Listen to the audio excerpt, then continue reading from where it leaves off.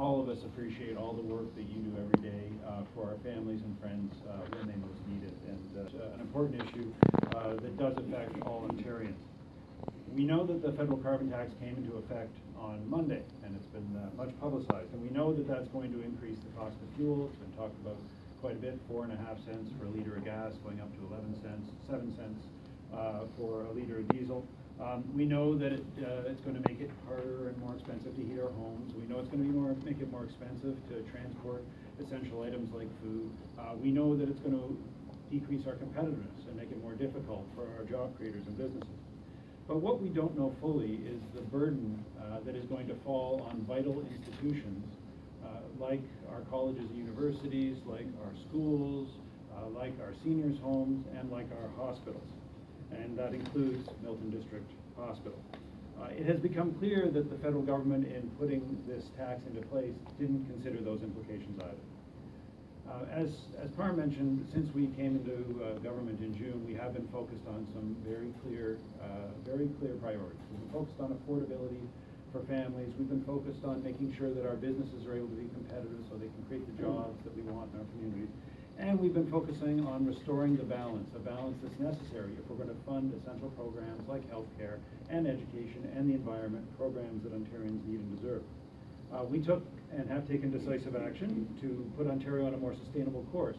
And one of the first things we did was get rid of the cap-and-trade carbon tax that Kathleen Wynne had brought into place. And that was because it was ineffective in terms of its objectives, and I'll speak to our own plans around the environment, but also because it made life unaffordable for Ontario families and institutions. We do understand that Ontario must continue to do its share when it comes to fighting important fights like climate change. That's why our Made in Ontario Environment Plan commits Ontario to reducing our greenhouse gases by 30% from the 2005 levels by 2030. And that aligns us with the targets and objectives that were set by the federal government and agreed to internationally in Paris in 2015. To date, Ontarians have already achieved a 22% reduction against that 30% target. And our Made in Ontario plan lays out a very pragmatic, sensible approach that will get us the additional 8% to meet the federal objectives and to meet the objectives that Canada agreed to internationally. But our plan will do more than that. Our plan also focuses on clean air, it focuses on clean water, it focuses on waste and litter, as well as preparing communities for the impacts of climate change, because we know that those are real.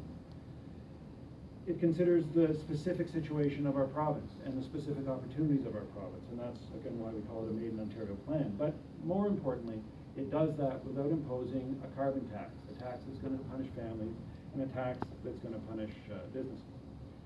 What we're demonstrating is that you can fight climate change without a carbon tax, and that you don't need a carbon tax to be serious about an approach to climate. So the plan is designed and does balance this idea of a healthy environment and a healthy economy. And it is because we have that plan in place, because we care about the climate and because we care about our environment, but also because we care about impacts on institutions like this hospital and the impacts of a carbon tax on families, that we're going to continue to repeat our message that you can fight climate change without a carbon tax. Now, to tell us more about the health impacts of the federal carbon tax, I'm very pleased to be here at Milton District Hospital with our colleague and our Deputy Premier and the Minister of Health and Long-Term Care, Christine Elliott.